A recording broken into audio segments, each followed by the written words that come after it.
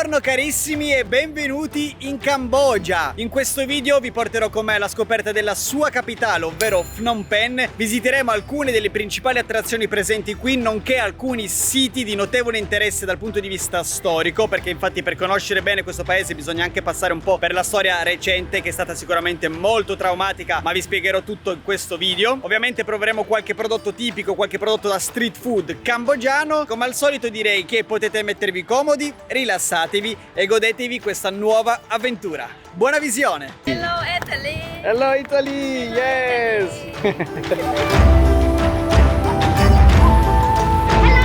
Hello! Hello! Này mới đánh vô! Phnom Penh, adagiata sulle rive del Mekong e popolata da 3 milioni di abitanti, è il cuore economico e culturale della Cambogia. Ma questa città è soprattutto un simbolo di rinascita. Dopo gli anni di terrore segnati dal regime di Pol Pot e dei Khmer Rossi, il popolo cambogiano è riuscito a rialzarsi con forza. La sua storia drammatica è raccontata in musei e siti storici imprescindibili per capire a fondo questa nazione tormentata. Eppure Phnom Penh è anche viva, eclettica ed energica, pronta a conquistarvi con il suo fascino genuinamente asiatico. Hello.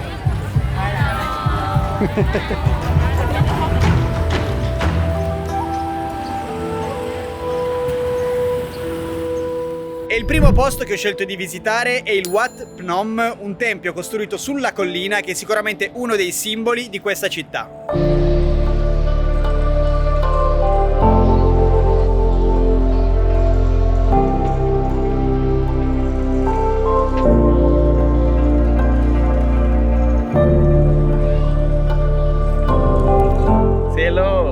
Hello to Italy. Andrea Battistini. Abbiamo i primi followers cambogiani. Yeah. Hello to Italy. Hello, Italy. Si stanno iscrivendo al canale. Wow. Thank you for coming. Thank you. Thank you, my friend.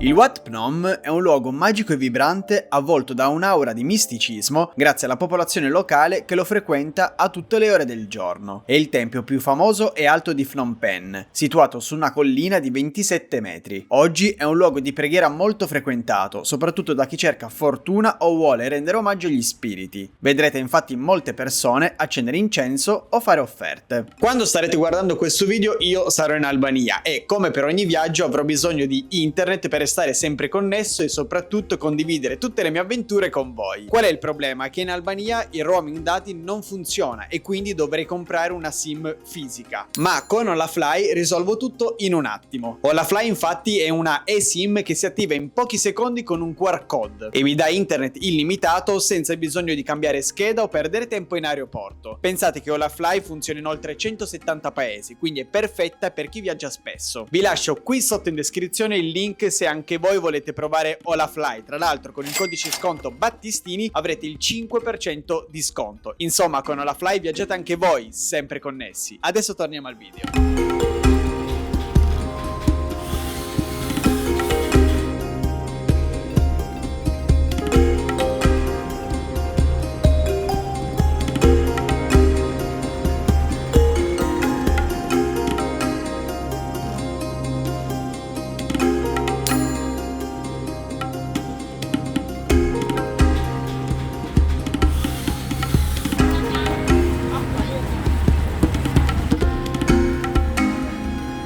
Un posto che dovete assolutamente visitare è il mercato centrale di Phnom Penh. Costruito nel 1937 dai francesi, si riconosce subito per la sua imponente cupola in stile Art Deco, che lo rende uno dei mercati più belli del sud-est asiatico. All'interno si trova di tutto: gioielli, vestiti, elettronica e ovviamente tanto street food.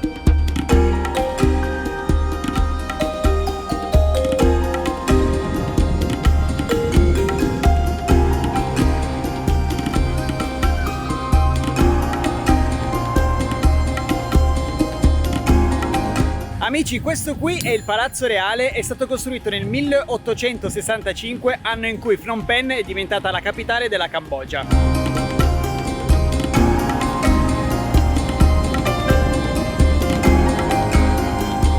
Qui dentro pensate che ci vive attualmente il re della Cambogia con la sua famiglia. Infatti dovete sapere che la Cambogia è a tuttora un regno, a tuttora una monarchia. L'ingresso costa $10. Mi ricorda molto il grande palazzo reale di Bangkok in Thailandia, e proprio come il grande palazzo reale di Bangkok mi sa che non lo visiterò perché non lo sapevo. Gli orari sono un po' strani di questo palazzo, infatti apre dalle 7 alle 10 di mattina e dalle 14:30 alle 16:30 di pomeriggio. Sono le 11:30 in questo momento ed è chiuso.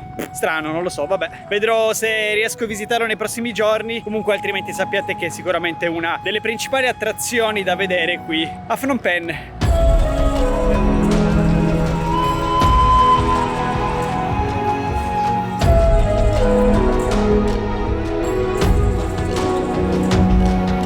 Proprio appiccicato al palazzo reale si trova il Wat Ouna Lom, un antico tempio risalente al XV secolo.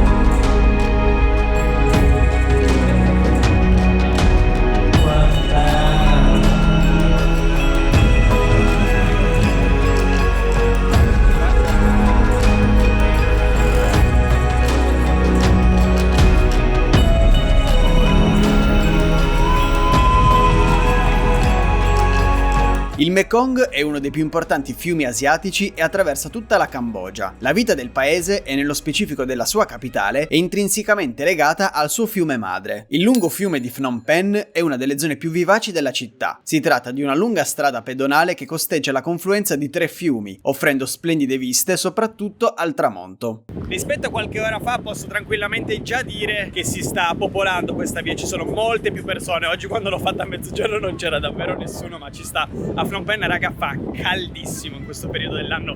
Oggi stavo sudando l'anima. Invece adesso si sta meglio. Qui è bello perché tu puoi camminare lungo tutta questa strada pedonale.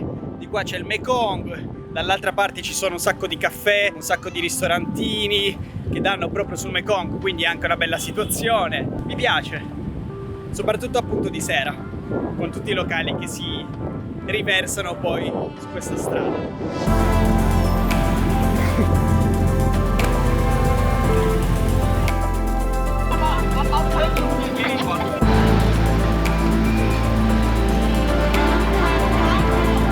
Raga, comunque stavo riflettendo che mi piacciono tantissimo le città che sono attraversate da un corso dell'acqua, no? In questo caso a Phnom Penh ovviamente c'è il fiume, c'è il Mekong, ma avevo avuto la stessa impressione anche di Da Nang, una delle città che più ho amato di tutto il Vietnam, perché c'è questo lungo mare lunghissimo dove tu puoi camminare, puoi correre, ci sono un sacco di ristorantini, un sacco di baretti, c'è una bellissima atmosfera, no? In queste città. La stessa impressione ce l'avevo avuta anche a Dalat, che invece del mare o del fiume c'aveva il lago, c'era questo lungo lago molto molto carino.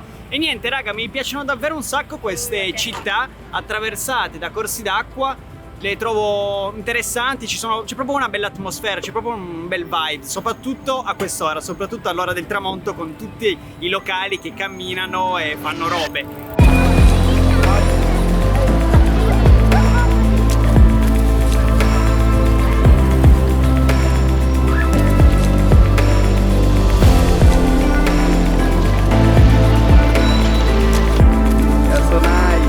Missione attraversare la strada in Cambogia, a Phnom Penh.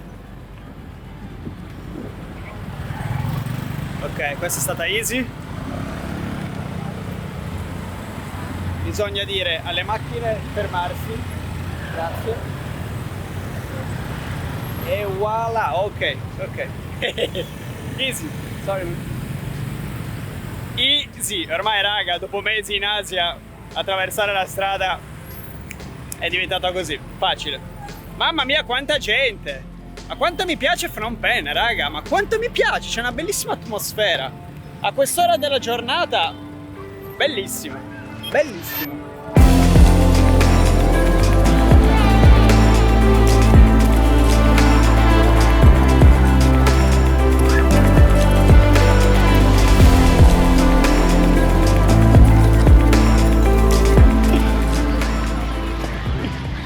Raga, sta cosa? Thank you so much. It's a video, un video. Questa cosa di le persone che i locali vengono a chiedersi di farmi le foto non mi capitava più dall'India o dal Nepal forse. Carino. Bye bye, bye bye. Sempre strano, raga. Mi fa troppo ridere.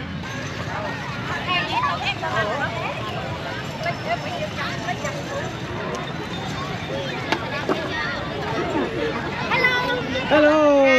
Hello! Này mới anh chưa? Hello Italy! Hello Italia! Anh chào tiền.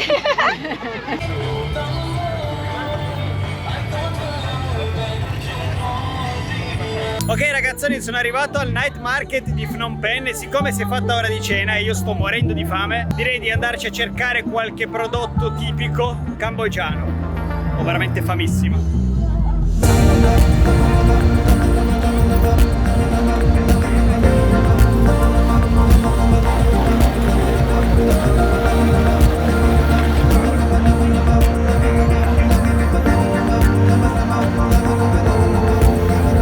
Ok raga, qui al night market di Phnom Penh si mangia seduti su dei tappeti che mettono praticamente sopra la strada. Io alla fine ho preso il loccia con il pollo, che è una cosa nuova, non l'ho mai assaggiata ed è un prodotto appunto tipico cambogiano. C'è anche l'uovo, c'è il pollo, da quello che vedo mi sembra una sorta di noodles. Sono dei noodles col pollo e l'uovo, tipo il pad thai. È tipo il pad thai. Come gusto è molto simile al pad thai. Però è buono. E ovviamente anche uno smoothie al mango senza zucchero. E buon appetito raga, questa è la mia cena. Ho pagato $2 e $1, quindi $3 in tutto.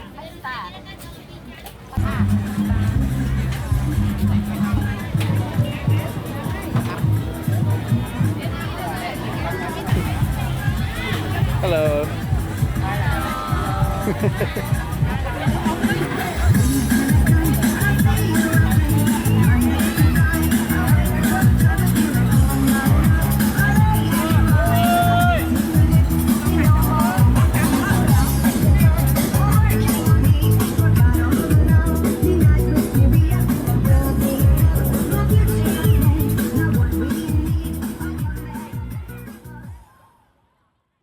Ok amici, buongiorno, secondo giorno qui a Phnom Penh. Allora, devo avvertirvi, per le persone più che altro molto sensibili o suscettibili, che le immagini che vedrete nei prossimi minuti sono molto forti, molto crude, perché raccontano la storia recente di quello che ha passato la Cambogia negli anni 70, nella metà degli anni 70. Però penso che sia davvero importante condividere quello che è successo in passato, le tragedie che sono successe in passato, per cercare per quanto possibile di evitare di ripetere gli stessi errori. Comunque sarà bello tosto.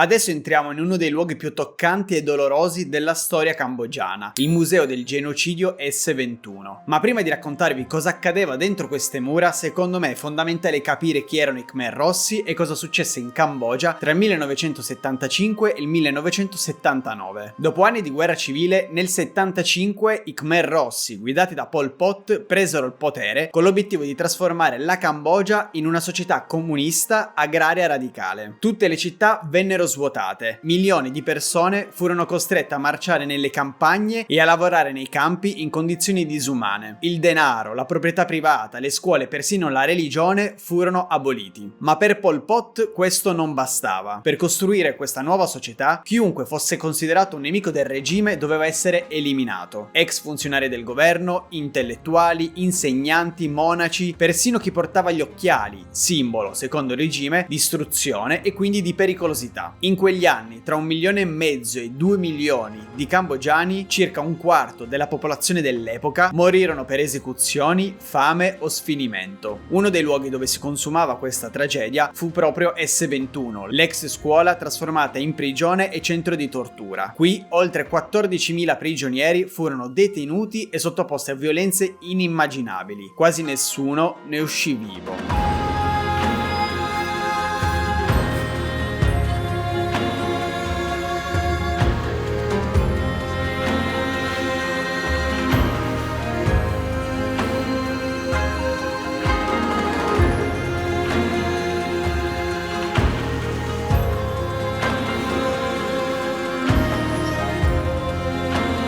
Oggi questo luogo è un memoriale, un monito silenzioso che racconta il genocidio avvenuto in quel periodo. Le celle anguste, le fotografie delle vittime e i graffiti incisi dai prigionieri sono testimonianze che colpiscono nel profondo, rendendo impossibile dimenticare. Come vi ho detto all'inizio di questa giornata, questo museo è davvero forte, fa un sacco riflettere, è stata davvero una tragedia quella che è successa poi in nemmeno 5 anni qui in Cambogia.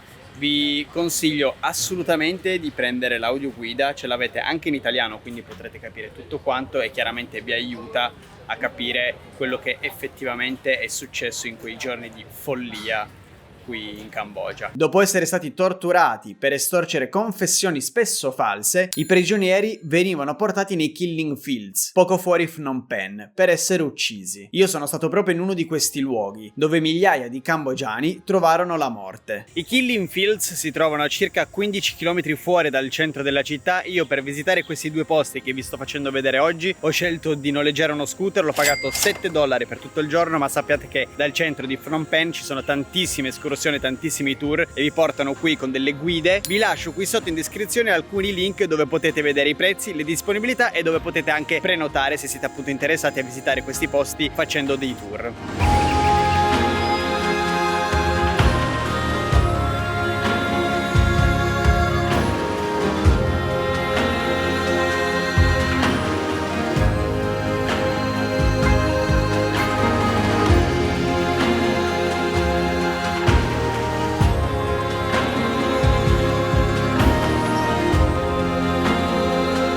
Qui non si usavano proiettili, le esecuzioni avvenivano con bastoni, macete, persino attrezzi agricoli. Questa non è una storia di un popolo contro un altro, non c'era una guerra tra eserciti stranieri, qui erano cambogiani che uccidevano altri cambogiani, vicini di casa, colleghi, persino amici e parenti, diventati vittime e carnefici di un sistema spietato. Oggi camminare in questi luoghi significa confrontarsi con il lato più oscuro della storia, ma anche ricordare che il popolo cambogiano, nonostante tutto, è riuscito a rialzarsi. Ecco perché secondo me è fondamentale visitare questi luoghi, per non dimenticare, per rendere omaggio alle vittime e per impedire che tragedie simili possano verificarsi di nuovo.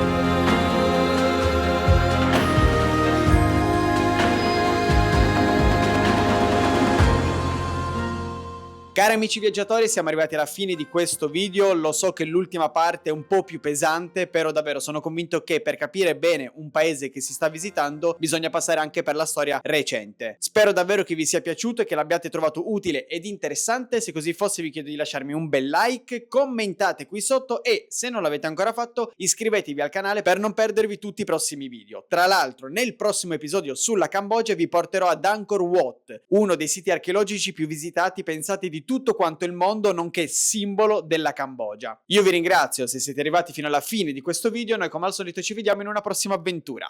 Ciao! Paolo. Amici, questo qua è il palazzo reale di Phnom Penh. Paolo. Infatti l'interno è visitabile, ma ci sono alcune sale, Amici, questo qua è il palazzo reale di Phnom Penh, è stato costruito nel 1865, anno in cui questa città è diventata la Cambogia. Paolo. E molto carina la situazione, io alla fine ho preso il come si chiama? Loccia. Amici, questo palazzo che vedete alle mie spalle è il Paolo. Porco demonio. Paolo. Quant'è che non esce il sole? Come stai? Non ho voglia di altre persone. Parlami, portami altrove. Tra le risate e la tua voce.